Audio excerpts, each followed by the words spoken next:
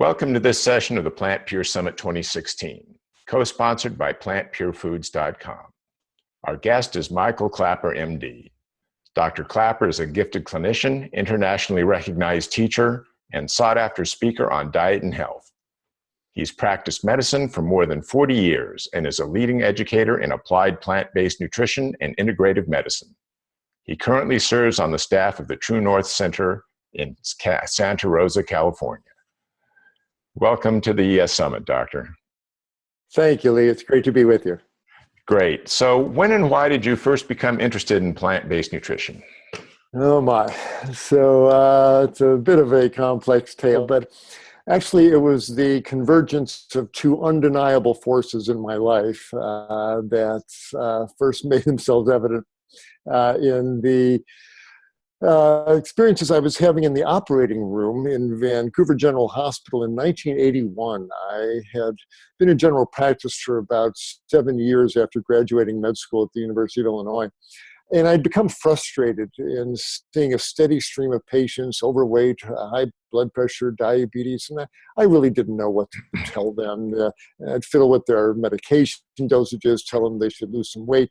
Then I really didn't know what to tell them. And no one was getting healthier in my practice. In fact, they were getting more obese and sicker. And I thought, well, I don't have much to offer these folks as a general practitioner. I have a talent for doing anesthesia, so I went back to become an anesthesiologist. And I was in my third year of residency in anesthesiology in Vancouver, and I was on the cardiovascular anesthesia service. And this is the service that deals with people's hearts and blood vessels. And day after day, I'm putting patients to sleep and watching surgeons open up their chest and open up their coronary arteries. And out of their arteries, the surgeons would pull this yellow, greasy, waxy material called atherosclerosis that was clogging up their arteries and leading them to heart attacks and strokes. And they were doing these coronary artery bypass procedures to bypass the worst clogs in their arteries, but their entire body was all clogged up. Arteries everywhere suffer from this problem. And one day I was watching a surgeon pull out a particularly yellow, slithery, rubbery piece of atherosclerotic material from an artery, and I thought to myself, well, that stuff looks like chicken fat. And the little voice on my shoulder said, it's a good reason why it looks like chicken fat. It is chicken fat and cow fat and pig fat and the fat of all the other slow animals that are walking past this man's table when he had a fork in his hand. And seriously, his meat-based diet was just clogging him up. And I became very concerned. I'd already started to read the studies of Dr. Dean Ornish, who was reversing this plaquing up of the arteries with plant-based diets. And my dad died of clogged arteries. I knew I was going to lie on that operating table if I didn't change my diet. And so the message was getting very clear to me that I need to stop eating animals. And there was a lot of scientific understanding on my part why this is probably a good idea. But the real clincher came a few weeks later, when I was having dinner with a friend at a restaurant in Vancouver. During med school, during my fourth year, I had spent most of my Saturday nights, instead of dating airline stewardesses, as was the practice back in the 70s there, I spent them in the trauma unit at Big Bad Old Cook County Hospital in Chicago. And Saturday night after Saturday night, I saw the effects of violence on people. I saw the shotgun blasts at close range. I saw the .38 caliber Saturday night specials. I saw the switchblade knife wounds. I saw what humans do to each other when they see each other as the other, and that lets them pull that trigger or plunge that knife. I saw all the psychological violence, the sexual violence that people's words and actions do. And it left me shaking to the core after a Saturday night in the trauma unit. All Sunday, I was vibrating, not in a good way. I was so traumatized by the effects of violence, so much so that I knew I wanted to get the violence out of my own life. And I started reading the works of Mahatma Gandhi and the Indian saints, and doing everything I could do to really become peaceful in my own life, because that's where peace has to start, in your own thoughts, in your own words, in your own actions. And violence has to become something that's really unacceptable to a person's deeper being. And so I was working on this in a serious way, I thought, until that fateful dinner in the restaurant with my friend. As I was pontificating over dinner about my desire to become a truly peaceful man, he listened very patiently and compassionately, but then said, Michael, that's all good, but if you want to start really becoming someone who has eliminated the violence in their life, and you might start with that piece of animal flesh on your plate, because in satisfying your desire for that meat in your mouth, you are paying for the death of that animal and for the next one in line. And as soon as he said that, I stiffened, I became defensive, and I was going to spout out all the classic rationalizations. Oh, well, the animal's dead already, and that's what they raised him for, and all the classic rationalizations that let people continue to kill and eat animals. But before I could get those words out of my mouth, a little voice on my shoulder said, you know, he's right. He's right. The very act of ordering that meat and then paying for it at the end of the meal is a violent act. I am complicit in the death of these magnificent animals. I did much of my growing up on my uncle's dairy farm in Wisconsin. I knew where meat came from, and I love those animals. It grieved me to see them killed, and here I was paying for their death. And at that point, if I had any integrity at all, I could not finish that steak dinner. And that was the end of my meat eating at that point, because every time I would think about buying that, I would understand those animals are still in that pens, they are still having their throats cut, and here I was paying for that.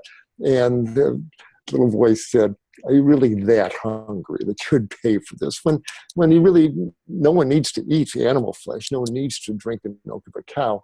And so at that point, there was no getting away from between what I was seeing in the operating room from people eating animals and the moral implications of me doing it personally.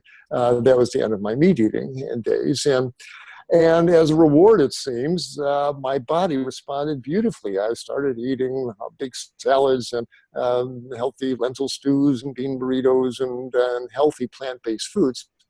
And my body just responded beautifully. A 20-pound spare tire of fat melted off my waist in about 6 or 8 weeks.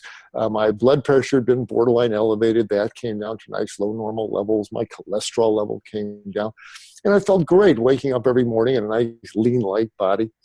And at that point, there was no turning back. I was being nourished on every level, both physically as well as spiritually, if you will, from eating a plant-based diet.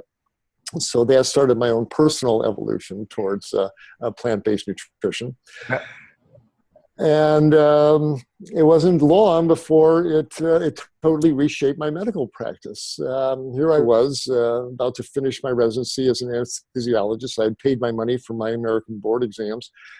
And I knew I couldn't do it. It's a wonderful craft. I honor all anesthesiologists and the surgeons they work with. It's a wonderful, important craft. But here I was literally spending my days putting people to sleep. And what I really wanted to do was help them wake up, because no one was speaking to them about the cause of their diseases, about why their arteries are clogged up, why they're obese, why they have high blood pressure. I felt like a cog in the machine, next on the table there. And I knew, as much as I loved anesthesia, it was not the calling for me. So I left my anesthesia residency, much to the dismay of my parents, and I went back to general practice and moved to Florida and adopted a plant-based dietary style to my medical practice. And I've been a plant-based physician ever since. And I've been the happiest doctor I know, because unlike my colleagues, my patients get healthier. And so that was my entree into the world of plant-based medicine. Speaking of that, what was your dinner companion eating? He too was finishing off his steak as well. And he had made this observation more on the point of as a friend and as an intellectual jouster. And he saw an opening in my in my pontification, and quite rightly so. Like the little boy with the pin who sees the balloon there, he punctured my pomposity, as he should have. But he just commiserated, aren't we both hypocrites, and laughed. But it was so jolting for me that I changed that night. It took him about 5 years. He eventually adopted a vegan lifestyle. He ran into some health problem, as well as understanding what we had talked about that night. So it took him a little bit longer to come around there, but he too eventually adopted a plant-based dietary style as well. That's great. So he did finally come around. I like that. That's very cool. So he wasn't just jabbing at you for no reason. It came back to him. So indeed, they say, once you look behind the curtain, you can't pretend you don't know what's behind the curtain. And that had ripped down the curtain for both of us, and he saw it too. And he's a man of integrity as well. And all of us who, especially people who are still eating meat, they will not see me wagging my finger at them, because this event at the Vancouver restaurant happened when I was 33 years old. And so for 33 years, I had been eating meat. I ate my burgers and hot dogs. I grew up with a standard American diet. And I know what it's like to sleep that sleep, to make that disconnection. Yeah, there's animals out there, but this is chicken. This is steak, and it's okay to eat steak or chicken. You're not eating chickens, or that chicken over there. And we have this remarkable amnesia almost that descends over us on a societal level. As we raise our children that it's okay to eat flesh 3 times a day. No other animal does that. Mountain lions don't eat flesh 3 times a day. No primate eats flesh at all, let alone 3 times a day. So we've somehow adopted that it's normal. And it gets inculcated into our understanding, into our culture, into our taste buds, and it's so hard to break through that. I have great compassion for people who are still eating animal products, but still that does not alleviate the urgency I feel in helping people see the truth of how destructive that is for all sorts of reasons that we'll talk about, and the necessity to transition away from that. So it was the beginning of an important journey for me and for my friend as well. So speaking of spreading the message, how did your patients react when you started recommending plant-based nutrition to them? Yes. As you might imagine, there was a whole spectrum of responses. And you have to realize, of course, that by definition, people who were sitting in my medical office across my desk had medical problems. The high blood pressure, diabetes, obesity, clogged arteries, autoimmune disease, colitis, and all of them are basically caused by the standard meat and dairy and processed food-based diet that most people in the West are consuming. And but the fact they were sitting in front of me, they kind of knew they were going to get a plant-based message. I spelled it out as clearly as I could from a medical point of view, how an animal-based diet is causing this damage in their body and how a plant-based diet will reverse these changes. And I made it so clear to them that most people got it within one session. I have a drawer full of letters from people talking about how life-changing that initial interaction with me was for these folks. In fact, it's so much a part of my medical counseling. I've been doing it now for well over 30 years. That a patient of mine had my advice put into a plaque that he had made up for me, which I brought over from my office across the street. And when people are sitting in front of me saying, "Why am I clogged up, diabetic, hypertensive?" I just point to the fact that's on this plaque. It's the food. It's been the food all along. And that's really the essence of it all. And if people see that and they make the changes that they experience in their body are dramatic, just like they were in mine.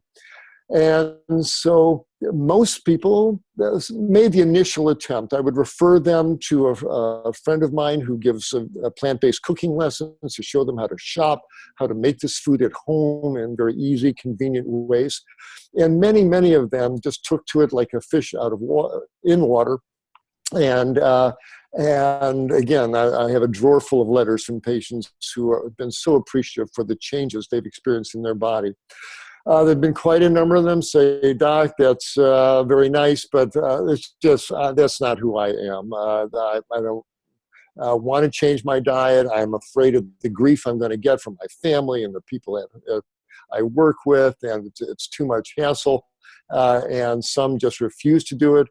Some tried for a while, experienced some benefits, but then social pressures, they go out for dinner with friends, or they travel, a little bit of chicken sneaks in, a little bit of cheese sneaks in, and pretty soon, as they say in New Zealand, it all turns to custard, and they revert back to their previous ways.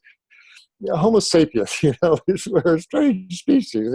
You've got someone who's got life-threatening problems. Their arteries are so clogged they can't walk to the mailbox without getting chest pain, and it's from what they're eating. But the thought of not eating a cheeseburger is so threatening to them that I'd rather die, doc, than change my diet. And unfortunately, many of them do. But they're humans, we do that. I've never had a giraffe in the office asking for help because they can't maintain a diet of healthy leaf material. But it's we humans are the only ones that seem to transgress knowingly against our health, and yet continue doing it because we're trapped by our taste preferences. So there's been a whole spectrum of responses. Most people hear and change. Many change, but then recede back into their old ways. But you gotta love them, and so it takes someone 5 false starts. So what? As long as they make it on the 6th, I'll always be there for them. And the best they can do is just try and try again. Each time, some more seeds get planted, some more understandings happen, and eventually, hopefully, they make their transition to a fully plant-based diet, and then they experience all the wonderful benefits that happen to their health for making that change. So speaking of that big drawer full of letters you have, are there any special cases that really stand out to you? Oh, my. A river of faces and names and experiences and encounters go by, and there's many routine miracles of people having their arteries unclogged, so they canceled their coronary artery bypass surgery. The number of times that I have stopped medications on patients. When I went to medical school, there was dogma placed in my head about these archetypal diseases, high blood pressure. This is lifetime medication. We don't know the cause, but once someone's on medication, they will take these pills the rest of their lives. But it's from the fat and salt that people are eating. And when you clean up their diet and get rid of the oils and the fats and the salts and the processed foods, and you get them walking every day, their arteries open up, their blood pressures come down. And not only can you get them off their high blood pressure medication, you have to. If you don't, they stand up, the blood drains down to their legs, their blood pressure drops to their boots, and they pass out on you. You must stop these medications. And the first time I did that with a patient and said, stop your blood pressure pills. You no longer have that disease of high blood pressure. Stop your meds. So I did it with a bolt of fear inside. I was expecting a puff of smoke and the ghost of my internal medicine professor to appear saying, what did you say to the patient? Stop the medications. Hand in your stethoscope. Hang up your white coat. You're no longer a doctor. But of course, no such thing happened. And I've gotten many patients off high blood pressure medication. Same with diabetes.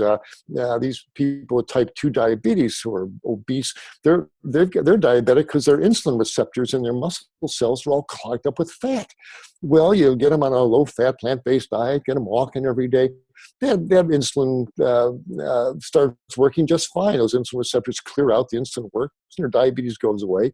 And not only can you stop their insulin and their metformin, you have to stop them or they'll have hypoglycemic reactions on you. So I have many of those stories in my memory bank. Of course, but one that comes to mind immediately is the story of Andres and his father. Andres is a young attorney, late 30s, had a brush with a type of oral cancer that can be promoted by the fact that when we eat meat and we eat dairy products, your body produces a substance called insulin-like growth factor 1, IGF-1. This is the most potent growth-promoting substance known to biology. If you're a growing child, you want lots of IGF-1 in your bloodstream. But if you're a man with a cancer, a woman with a cancer, having lots of IGF-1 is like throwing gasoline on a fire. So I said, you're someone who would really benefit from eliminating the meat and dairy products in your diet and change you to a plant-based diet. And Andres was willing to do this, but he was a busy attorney in San Francisco. He knew there'd be social ramifications for this when he went out to dinner, and he was a little reluctant to change his whole diet. But his father, who loved him very much, came to the meeting with him. And he said, he put his hand on Andres' knee and said, Andres, I will support you. I love you so much that as a token of support, I'll do this with you. I don't expect any benefits to my health, but I'll go along with you in solidarity. And it was a really loving, wonderful act on the part of Andres' dad. But it turns out that Andres' dad had diabetes and high blood pressure and had been treated for years with a nasty depression. And so they both connected with a plant-based teacher that I knew in San Francisco, and they changed their diet. And Andres did beautifully. His cancer is long receded in the rearview mirror for him. He gets regular checkups, but no sign of the cancer in his body. But the remarkable thing was with his dad. Again, predictably, his dad trimmed down about 30 pounds, melted off his waist in a few weeks. His blood pressure went to normal, got him off his pills, diabetes went away. And because the diabetic neuropathy that was in his feet and kept him from walking disappeared on a whole food plant-based diet and some vitamin B12, that he was able to walk again. He became an avid walker. He used to love it as a child. And with all this exercise is the best treatment going for depression. It changes the neurotransmitters in the brain, and his depression lifted, and he suddenly became happy and fully participant in life again. And it changed that all three of us observed. And his dad, who just came to the appointment to support his son, is so dramatic. It still stands out in my memory, and in Andres and Carlos' memory as well. So it shows the power of making this transition. And I've heard many variations of this. People will change their diet and then report later that someone in their big office, 4 cubicles down, 3 rows away, will come up to them and say, a few months ago, I noticed that book on your desk. I noticed what you were eating. I changed my diet.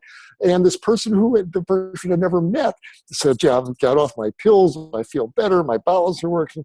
It just ripples out when people make these positive changes. And it sets an example that's so powerful that it changes the people around you. So I'm continually amazed and awed by the power of this process to do good, to do healing on a deep, deep level. It makes me a physician in constant amazement, but also constant delight.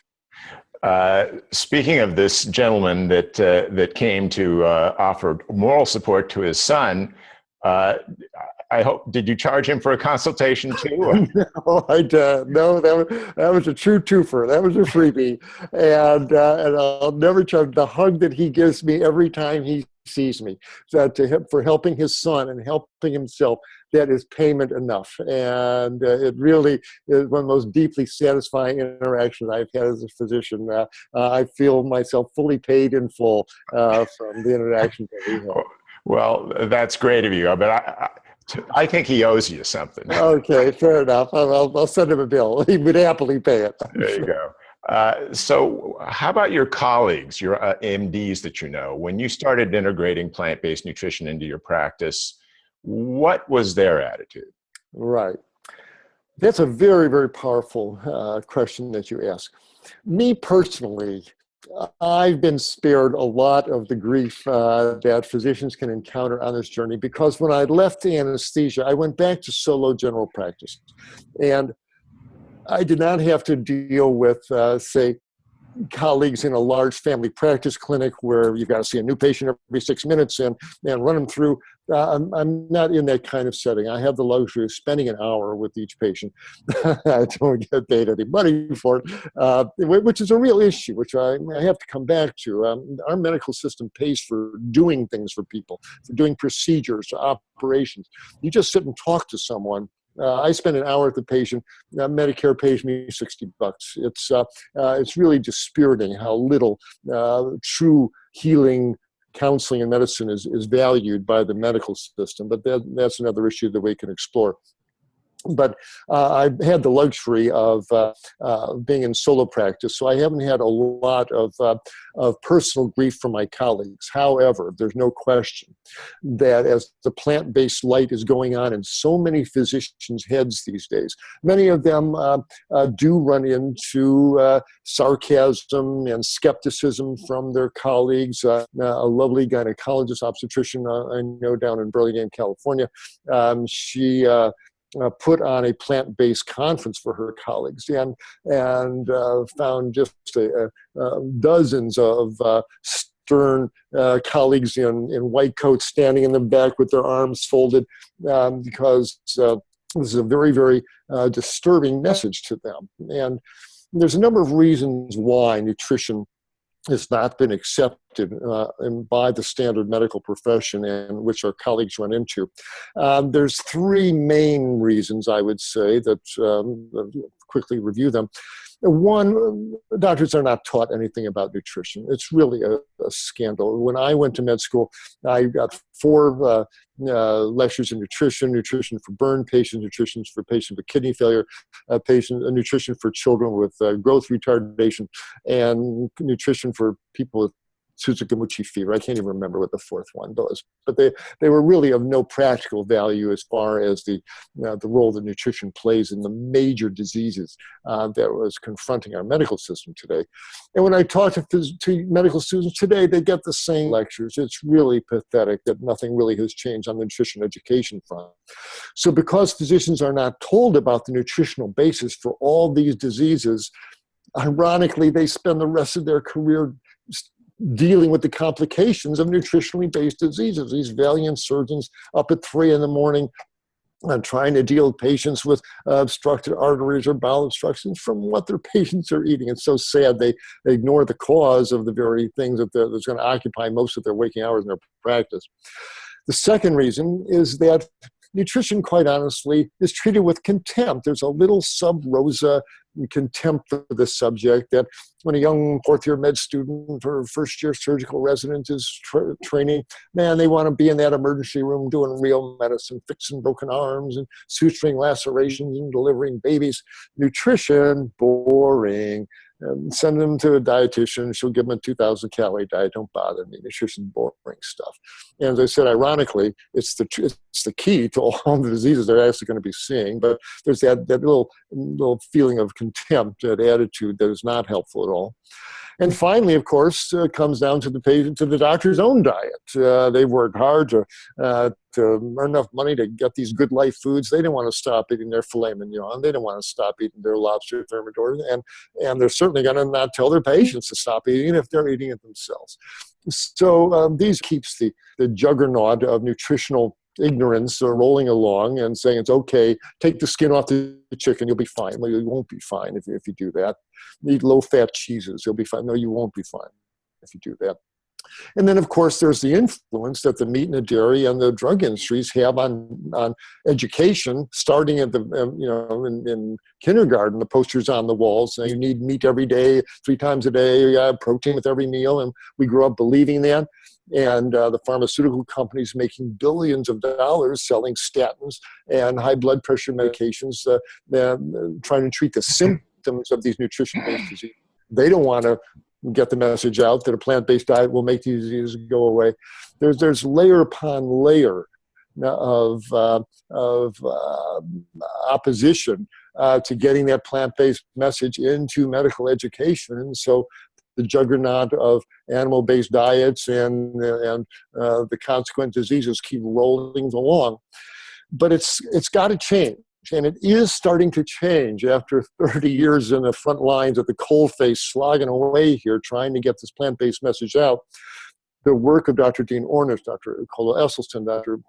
Colin Campbell, John McDougall, Joel Furman, these doctors have been saying this for so long that it's finally starting to percolate into medical education, certainly out into the public.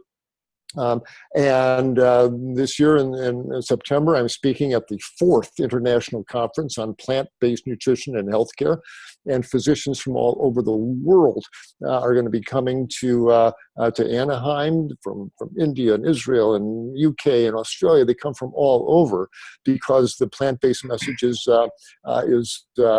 going on in their heads all over the planet. I last year gave an address to this message, to this audience. There were hundreds of physicians in the audience of all different specialties. And I said, colleagues, I care not if you are a cardiologist, an intern, a surgeon, rheumatologist, gastroenterologist, dermatologist, pediatrician, radiologist. When you open the door on your waiting room tomorrow morning, the vast majority of people in those benches waiting to see you are there because they're sick from what they've been eating, the standard Western meat and dairy-based diet. And until you understand that and help them change to a plant-based diet, these diseases are going to keep rolling along. You're going to get frustrated. You're going to leave medicine. Your patients are going to get a plant-based diet is the key to true prevention and treatment of these diseases. And of course, people in that audience understood. They were at the Plant-Based Medicine Conference. But that's the message I would deliver to all my colleagues. There's time to take plant-based nutrition seriously because it's the key to helping our individual patients get healthier and to keeping our medical system and the country from going bankrupt for treating these symptoms. To spend $85,000, $100,000 on a coronary artery bypass procedure, and then the days in recovery and intensive care units. If no one is talking to that obese, hypertensive, diabetic, clogged up man who would just help him limp through that procedure so he can go out and eat more cheeseburgers and more pepperoni pizzas and clog up his graft and come back for the next graft if he survives that procedure, that's not helpful medicine. That's going to bankrupt this country. But if someone would talk to him about adopting a whole food plant-based diet and melting those plaques away from the inside of his arteries, you will change his life and you will save this medical system. You'll save the economy. So on every level, it's important to get this word out, and it's starting to happen. Kaiser Health System has adopted, at least in their upper echelons, to promote a plant-based diet because they know that if even a quarter of the patients that buy insurance from Kaiser adopt a plant-based diet, the billions of dollars they will save for their shareholders in surgeries not done, scans not performed, ICU beds not occupied. The billions they will save for economic reasons alone will justify this transition. So we're at a time when the wheel is just starting to turn. It's like trying to turn an ocean liner. It's starting to happen. So I'm hopeful that the public's getting the message and the medical profession. But alas, we still have a long way to go. But the positive signs are on the horizon. It seems like people change to a plant-based diet for one of three reasons: either for health, for the humanitarian aspect for the animals, and also for the environmental benefits of a plant-based diet. So to you, which is the most, is there one that's more important than the other? Such an important question. And of course, they're all three essential. They're all three intricately involved with each other. And you would think as a physician, I would think, oh, there's no question the health benefits are by far the most important reason to prevent and reverse all these terrible diseases. Absolutely. It's a powerhouse reason to do it. As the person who cares deeply about all life and who loves animals and knows that everyone values its life as much as we do, the thought of inflicting death on these magnificent creatures on the industrial level, we kill 1 million chickens an hour. in this country? What right do we have to inflict death on such an industrial scale on sentient beings? It grieves my heart. And I certainly feel the animal issue is coming to the fore, as it should, and we all have to stop ignoring. They say if slaughterhouses had glass walls, we would all be vegetarians, and that's absolutely true. And so it's a very, very powerful motivator for me. But quite honestly, both of those are dwarfed right now in my awareness by the absolute imperative that we all face to adopt a plant-based diet, because the industrial production of animal flesh is driving every single one of the environmental disasters we are facing and our children are facing. We are all in great dismay as we see the temperature getting warmer, the ice caps are melting, the sea levels are rising, the species are disappearing, the topsoil is eroding, the water is disappearing, the deserts are encroaching. People need to understand that every single one of those environmental disasters are being driven by our voracious appetite for animal flesh and the consequent industrial production of animal flesh that we are inflicting around this globe. I urge everyone viewing this broadcast, please do yourself and your grandchildren a favor. Read the book by Dr. Richard Oppenlander called Comfortably Unaware. Go to his website, comfortablyunaware.org and .com. And see the reality of what animal flesh production is doing. That's why the forests are being cut down. That's where the water is going. That's why the pesticides and herbicides are being sprayed on corn and soybean fields for animal fodder. That's why the deserts are encroaching due to overgrazing. That's where the water is going. And all the greenhouse gases, all the carbon dioxide and methane produced by the production of these animals, all the fossil fuels being burned in the trucks and the tractors and the irrigation pumps. All this is pumping greenhouse gases, carbon dioxide and methane into the air. It's driving all the environmental disasters we are seeing.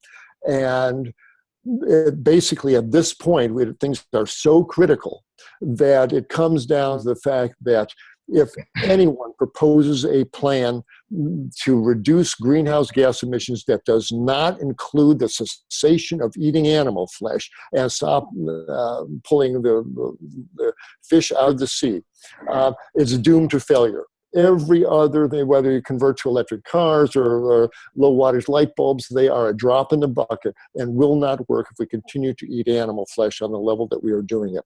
So at this point, in answer to your question, there's no question the environmental imperative now dwarfs everything, because we do not have time. If we do not reverse the production of greenhouse gases within the next 100 months, then runaway, as the tundras start melting and more methane is released, runaway greenhouse gas production is going to make all our attempts to create sustainability evaporate.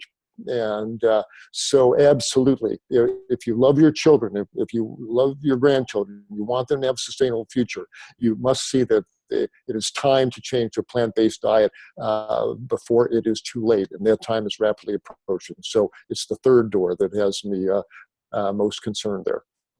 Another thing that I find disturbing is that there are about close to 1 billion people on this planet who are still suffering from malnutrition.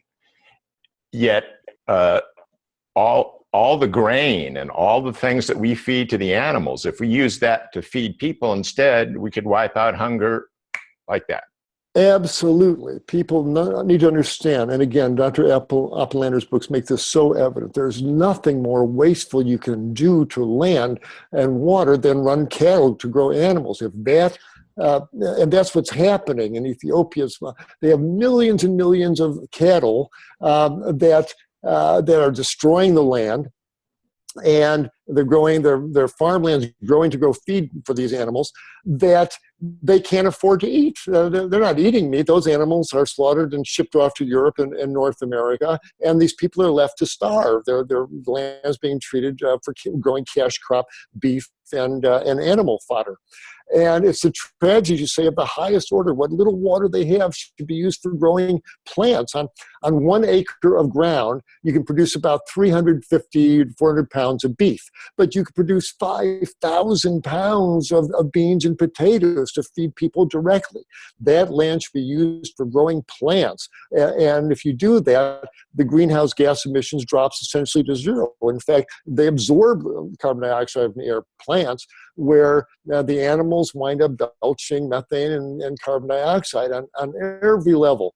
A transition to plant-based foods is essential, especially for those people who, as you say, don't have enough to eat. This planet could grow more than enough food for 10 billion people if the land was used to grow plant food for people. People say, well, the animals can graze on land not suitable. That's a specious argument. If a land can produce enough plant material for animals to grow on it, then you can use that land to grow plants for people, for human food. And that does not hold up. Well, the manure is helpful. It fertilizes the land, they'll say. But you want to really make the soils healthy. Between crops, you plant a cover crop of clover or legumes and plow that back in the soil. That aerates the soil. It nourishes it. It brings the earthworms back. The idea that just dropping animal manure on the ground is essential for healthy soils is a specious argument. On every level, growing plants is what we need to do to stabilize the environment and feed everyone on this planet. So again, that transition to plant-based foods is absolutely essential for every reason you can think of. Well, to switch gears here for just a little bit, tell us how you got involved with the TrueNorth Health Center in Santa Rosa. Right. Well, the founder of TrueNorth Health Center, Dr. Alan Goldhamer, one of the most brilliant, he's a chiropractic physician, but boy, you can talk clinical medicine with him like one of my medical professors. Very, very knowledgeable man. He envisioned TrueNorth Health Center 25 years ago. It's a converted apartment complex in Santa Rosa, California, about an hour north of San Francisco. And we have room for 20 inpatients. For 40 inpatients. We have 20 apartments and double occupancy. People come here with all sorts of problems: obesity, diabetes, clogged arteries, high blood pressure, colitis, rheumatoid arthritis, pick a disease, they come here. And I also see a lot of outpatients as well. People come from San Francisco and Sacramento, in fact, all over the country, all over the world, actually, come and see us as outpatients. And basically, since these folks are largely sick from what they are eating, we put them on a whole food, plant-based diet.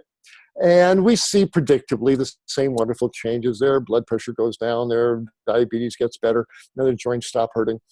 And the most important thing we can do here is teach them how to make this food at home. And so we have cooking classes and food demonstrations and videos. We tell them, you want to get your 50 cents worth of your stay at TrueNorth, learn how to make this food at home. So when you walk home, you turn the key in your front door, you walk in the kitchen, say, I know what I'm going to eat here. If you do that and you start making those big salads and hearty vegetable soups and lentil stews and healthy stir fries and all the wonderful foods that are available in a plant-based cuisine, all the lovely ethnic cuisines, Indian curries and Mexican chilies and Chinese stir fries, there's wonderful, wonderful cuisines available. Then you win the game. Then actually I tell people, we love having you here, but truth is, I don't want to see you again. I want you to learn how to make this food at home and get so healthy that you don't need to come here again and stay out of your doctor's office, forever. I want to put us out of business. And so it's largely an educational institution, but as I said, we supervise people very carefully here. And in some folks, we will employ therapeutic water fasting. To be on a water fast is just a remarkable treatment modality. When the body goes on a calorie-restricted diet, or the person just starts drinking water, by day 3, hunger is gone, And people aren't hungry. They feel light and energetic. You think you're going to be cold and tired and hungry and whimpering on the bed. And the truth is that by day 4 or 5, most people, they're not hungry. They feel light and have a great feeling of well-being. And during this state of fasting, the body shifts into metabolic gears that we're only beginning to understand. Of course, we've known about fasting for thousands of years, from the Bible and before. But there's no water. There's no money in just drinking water, so it has not been seriously looked at as a therapeutic modality until now. And science is now looking at what happens to the body when it's in the water fasting state. And we see amazing changes occur. Molecules called sirtuins appear in the cells, and they stop cancer growth. Now, the body does not want to waste energy while fasting on inflammatory reactions, very wasteful energetically. So we see inflammation turn down, and people with sore, swollen joints by day 8 or 10 are saying, wow, my fingers don't hurt. The person with asthma, wow, I can breathe now without wheezing. The migraine headaches go away. Psoriasis, these nasty skin plaques disappear. It's a remarkable healing state that is unleashed when a person is on a water fast. But this needs to be done in a place of supervision. You don't do this at home. Everybody can do 3 days at home, but more than that, you ought to be in a place where people know what they're doing. And we watch people like a hawk here. We have everybody gets a complete medical history and physical to start with. Blood tests are ordered. We have interns here that check the patient twice a day, check their vital signs, see how they're doing. We do blood tests once a week. We watch people very carefully. And if there's any signs of distress, we stop the fast. But as powerful a modality as water fasting is, we make it very clear that the most important thing is what you eat after the fast. Because if people fall back into chicken and cheese and olive oil land after the fast, then Cinderella turns back into a pumpkin within days. It's shocking how fast the blood pressure goes back up, the weight comes back, the diabetes comes back. The fast has got to be a jumping off point for a whole food plant-based diet. So during the fast, we were going to cooking classes, watching the food demos, watching the videos, and no, it's not cruel and unusual punishment to go to a cooking class while you're fasting. And again, it's the food stream that's going through your body day after day, month after month, year after year. That's what creates a lean, healthy body or one that's all obese and clogged up. And so, again, it's the food, it's the food, it's the food. So we use the fasting in concert with a whole food plant-based diet. And the improvements we see here are stunning. They're breathtaking. The transformations people undergo to make this the most exciting place I can think of to practice medicine. We have physicians coming in all the time, spend a day with us, a week with us, a month with us, observing, and they're taking that message out. It's really a center of medical education and science. We're doing lots of research studies, but it's a beacon of what medicine could be, and is getting that message out to the medical community. So I really love being here. It's most what a wonderful, exciting chapter of my medical career. Oh, that's great to hear. You've said that one of your professors in medical school said people don't get diseases, they earn them. Why did this have such an impact on you? And explain what that is all about. Sure. Well, someone said, by age 20, the face you see in the mirror looking back to you is the face that nature gave you. By age 50, the face in the mirror you see looking back to you is the face your choices gave to you. And every meal we eat, everything we put in our mouths, within minutes is flowing through every cell in our body. And we used to think nutrition just a matter of getting enough carbohydrates and fat and protein in there and you'll be okay. We now know that food not only brings in nutrients, it brings in information. And every meal we eat, the constituents of that meal wash through our cells where our DNA is lying unfolded. And every meal and its nutrients washes through our cells and plays our DNA like a piano. And it turns on genes and turns on enzymes and turns off other genes and turns off other enzymes. Every meal changes us on a molecular genetic level. The field is called nutrigenomics, about how our food changes our genes expression. And if one is eating a diet filled with dead animal flesh and dairy products and processed oils and refined sugars and all sorts of preservatives and chemicals and stabilizers and dough conditioners and yellow number 3 dye and all that chemical soup, this is not natural health promoting dietary substrates, to say the least. And they cause injury to our body on a cellular level. It promotes inflammatory reactions, changes our blood flow. It ages our tissues. And you see it in people's faces and in their arteries and in all their tissues. And for that reason, these diseases, the clogged arteries, high blood pressure, etc., really, you earn them meal by meal by meal. And cigarette by cigarette, and alcoholic drink by alcoholic drink, and argument by argument, and all the things we do that inflict stress and damage upon our bodies, largely the result of our choices. So people don't get diseases like they fall out of a tree on you. We earn them by our daily choices. And so some help people make better choices, and the body responds. We have this amazing power of regeneration in our tissues. It's stunning how tissues can repair themselves, on how arteries open up and blood flow is restored and inflammation subsides. The body doesn't want to be inflamed and clogged up. It wants to be open and free-flowing so we can live a healthy age into a healthy old age and enjoy life fully without having to take pills or have procedures done. So again, the food and healthy lifestyle choices holds the key. Someone said, your genetics loads the gun, but your diet and your lifestyle pulls the trigger. And so make those healthy, smart choices, and you'll stay out of the clutches of people like me. And hopefully you'll miss that bullet that gets fired from that gun. Indeed. Dodge that one. Yeah. So in your opinion, what are the biggest problems with America's healthcare system today? Well, the biggest problem is not a healthcare system. We are not caring for people's health. We are caring for their diseases. And that's the real issue. My friend Dr. Dean Ornish has this classic cartoon that he shows about 2 doctors with stethoscopes around their neck, and they're down in the basement with mops mopping up the floor. They're ankle deep in water. And behind them, there's an overflowing sink that nobody's turning off. And that's the sink of diseases, or the cause of diseases.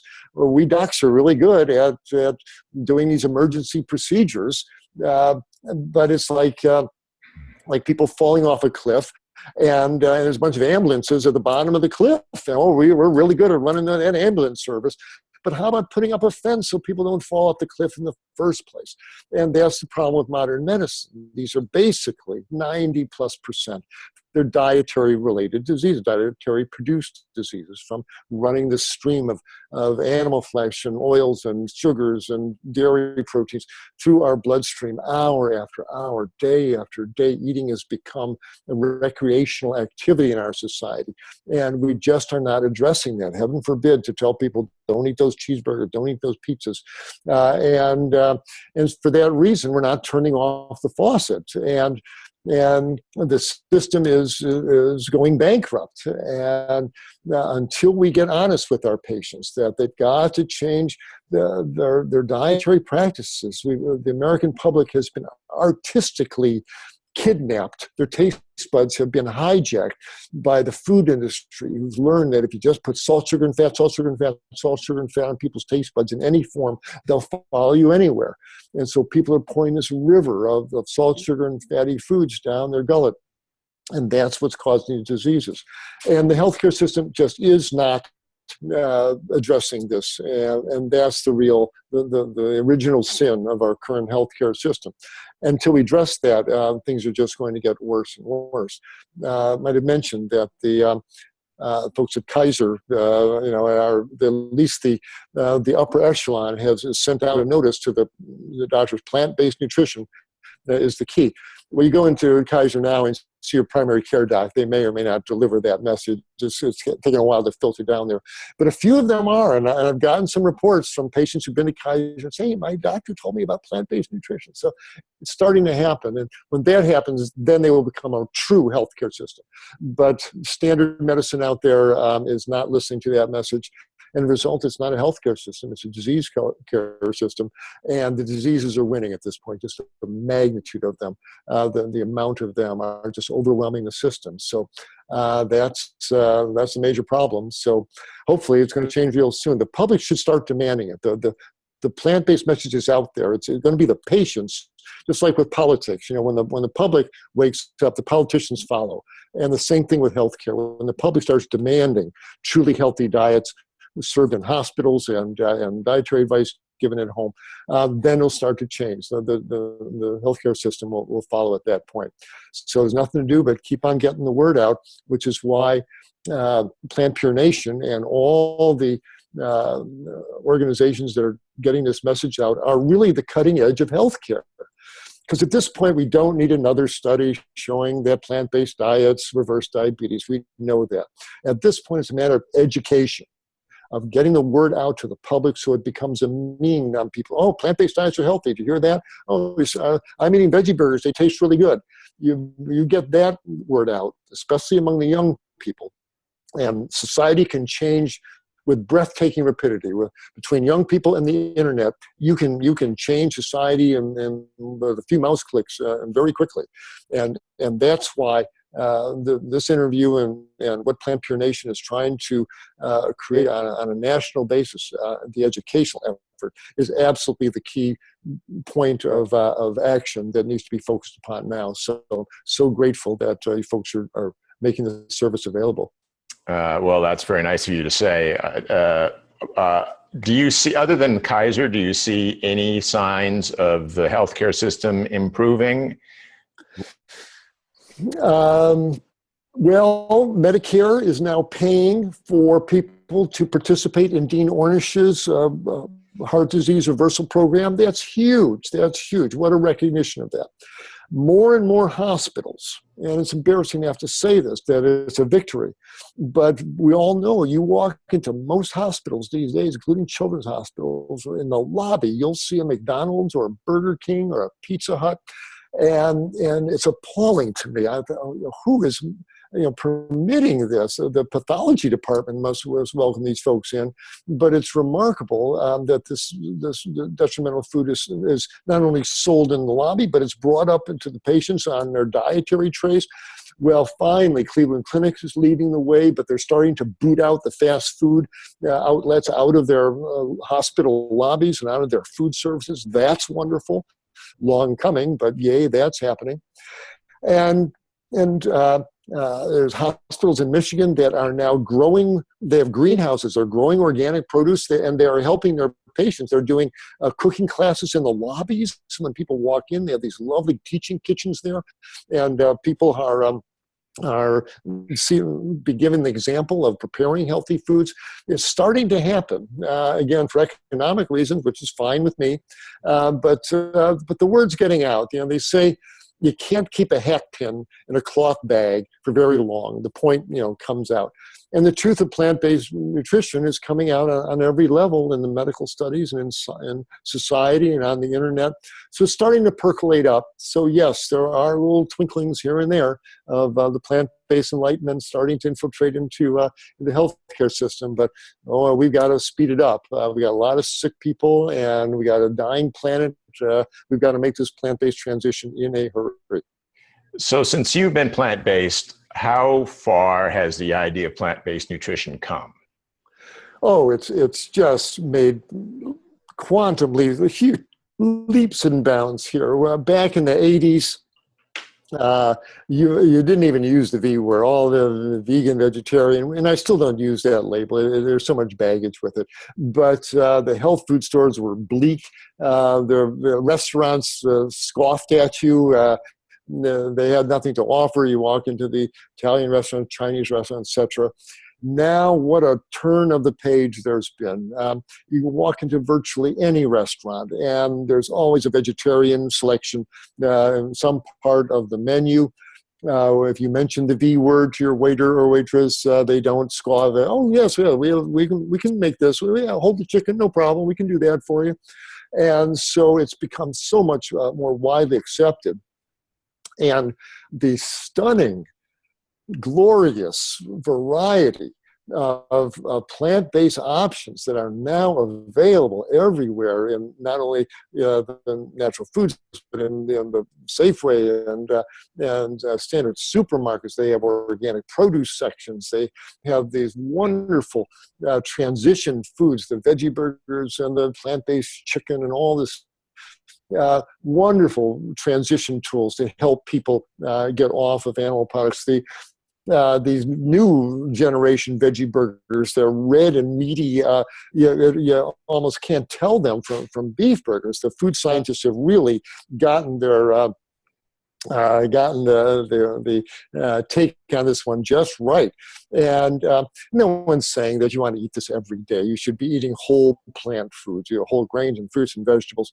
But as a transition food, if you can get that meat and potatoes guy, that steak eater, to eat a veggie burger instead of a beef burger, that is such a huge, huge transition and progressive step that it's getting so much easier. I'm thank heavens for the folks in plant-based food technology, for the restaurant folks, for the supermarkets. Again, it's because the public's demanding it, but it's so much better now. So much, it's such a hopeful thing to see all the plant-based options that are now available and how accepted it's getting. People, of course, you get, I only eat once a week. We're seeing that more and more, and music to this old doctor's ears, I'll tell you. So, have we reached the tipping point, do you think? Boy, we're right there. We're right there. I think there's a quote by John Stuart Mill, philosopher, and let me butcher this a little bit, but he says, "It often comes to pass that a belief that to one generation is so essential and accepted that no one is free of it without spectacular effort of will becomes to a subsequent generation so palpable an absurdity that the only difficulty is understanding how it could be accepted in the first place." When we look at slavery, that you can own a human being and have them work in your cotton field, my God, how could we have ever thought that? Well, we're at that point where we actually devoted all our land and water to growing animals to eat their flesh that would make us sick while destroying our planet. We actually did that. It's going to become so palpable an absurdity to subsequent generations, and I'm hoping that that subsequent generation is this next generation of kids growing up. But a lot of folks now so invested in the standard meat and dairy production and consumption model. All of Western agriculture is built on it, that they, with their arms folded, we're always going to be eating this. But the young folks who are 10 and 12 now and are tuned into the internet and are seeing the videos of the truth of animal agriculture and the truth of the environmental devastation that's going to affect their future. It's their water. It's their soil. It's their forest. It's their city on the ocean that's being drowned as the sea levels rise. And it's from the production and consumption of animal flesh. That's going to be as uncool as smoking cigarettes, wearing fur. The mess is going to get out. And the older generations, they may have to shuffle off the conveyor belt stage left there. The young folks are going to say, well, we can't do that anymore. And it's going to be, of course, we eat veggie burgers. Of course, we eat plant-based cheeses on our pizzas here. And so that tipping point may come very quickly. I'm doing all that I can to help it come as quickly as possible. You and I, Lee, both remember the Berlin Wall. I remember I was 14 in 1961 when that wall went up, and all through my teens and 20s and 30s, it was there forever. It's never going to come down. The Soviet Union, terrible. And then with stunning rapidity after forces from world trade to the Beatles. The people said, get rid of this wall. Boom, it came down on a weekend. It's that quickly change can happen. And I'm certainly hoping, and media events like this can certainly facilitate that yes, that transition may come with startling rapidity. I would appeal to those folks with political connections or whatever, especially on the right side of the political spectrum, who rail against government interference in the market, whatever. Fair enough. Get government out of the market. Stop the subsidies to the meat and dairy industry. Stop paying the corn and soybean farmers these outrageous subsidies. So the corn and soybeans cost almost nothing. So you can pour it down the gullets of animals and sell a burger for $2, when the truth is, if you really paid for the grain and all the water it took to grow it, all the animal manure that pollutes the rivers, what it takes to clean that up, all the greenhouse gases and the sea level rise and all that comes from that, you had to pay for that. These burgers would cost $100 a piece. And so you want to let the economics hold sway, then get out of the subsidy business of large-scale animal agriculture. And the economics would straighten out real quick. The people would only eat beef once a week because it costs $80 a pound. So lots can happen between a change in the economics and an honesting up of the economics and the understanding spread through the media. We could have a transition to plant-based foods very quickly, and I'm doing everything I can to hurry that along. Well, speaking of doing everything that you can, could you tell us about your website and all the resources that you have available on your website? Indeed. I want to get this information out to as many people as possible, so I invite your viewers to come to drklaper.com, and that's all spelled out, DOCTORKLAPER.com. And you'll find videos and articles and Q&As and webinars and to help people make this successful transition. In fact, I have a webinar entitled Transition to a Plant-Based Diet, and how to succeed in making this work for you. And so we have one on healthy bones, how to avoid osteoporosis without drinking milk or taking Fosamax. We've got one on leaky gut. We've got lots of topical webinars, and lots of just free information people can just read and educate themselves on this very important subject, and know that they're not alone. There's nothing strange or weird about adopting a plant-based diet in 2016. It's the thing to do. And so drklaper.com will give people the tools to help make this transition. So again, that's DOCTORKLAPER.com. Come one, come all, and anything I can do to help get this word out through the website, you're more than welcome to partake. Well, Doctor, I can't tell you how much I admire you, and am impressed by your efforts over the years. And also, just to share with the viewers, I had a stay at TrueNorth myself, and you happened to be my doctor when I was at TrueNorth, and I thank you for the wonderful care you gave me there and how much it helped me. So thanks. You're most welcome. Thanks for being part of the summit. We really appreciate it. You're welcome. When I say good luck to you and your viewers, I mean it from the bottom of my heart, and thank you for getting this word out and helping people feel confident that they're not alone. There's so many people making this transition, educating themselves about these important issues, that you and PlantPure Nation are doing heaven's work here, and know that you have an ally and admirer in me, and for all our sake, I wish you the greatest of success. Thank you so much, Lee. Well, thanks everybody for watching, and we want to encourage you, if you want to find out more about what we're doing to help make a plant-pure world, visit us at our website at plantpurenation.com. Doctor, thank you again. Glad to help.